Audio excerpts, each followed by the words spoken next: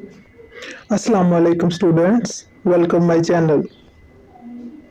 आज मैं आपको प्रेजेंट इंडेफिनिट टेंस एफर्मेटिव के बारे में बताऊंगा कि इसको बनाने का तरीका क्या है, इसकी पहचान कैसे होती है, या इसको हम अपने ट्रांसलेशन में कैसे यूज कर सकते हैं।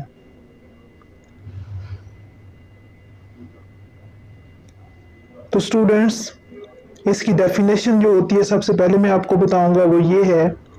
Verbs written in present tense tells us what is happening now. It expresses routine present work. यानी कि ये हमारे रोजमर्रा के काम को एक्सप्रेस करता है।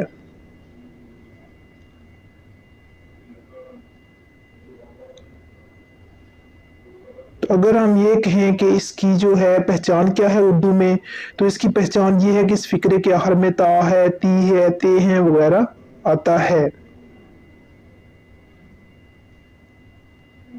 इसके बनाने का तरीका ये है कि हमेशा फेल की पहली फॉर्म इस्तेमाल होती है। अगर सीगा वाहिद गायब हो तो फेल के साथ एस या ई एस का इजाफा कर देते हैं। तो इसको बनाने के लिए पहले फाइल लिखते हैं, फिर फेल और आखिर में मफूल आता है। इसके अलावा एक याद रखने वाली बात यह है कि आई, वी, दे और यू के साथ एस या ई एस नहीं लिखते।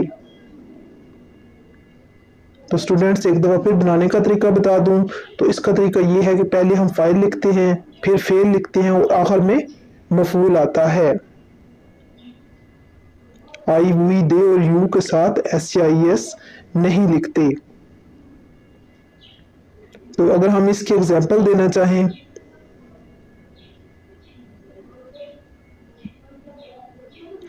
तो इसकी एग्जांपल है आई रीड, मैं पढ़ता हूँ। वी रीड, हम पढ़ते हैं। शी रीड्स, वो पढ़ती है। दे रीड, वो पढ़ते हैं।